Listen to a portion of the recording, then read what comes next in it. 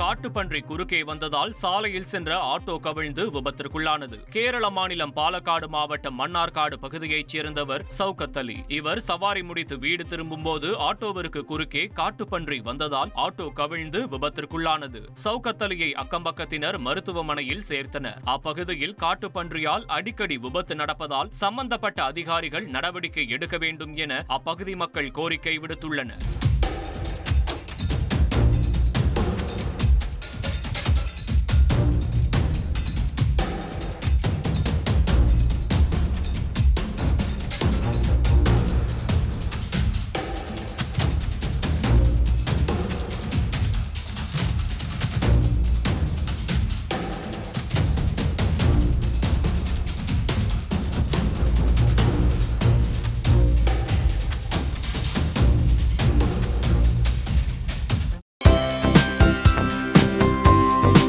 தந்தி டிவியை உங்கள் cable TV ஆபரேட்டரிடம் இலவசமாக கேட்டு பெறுங்கள்.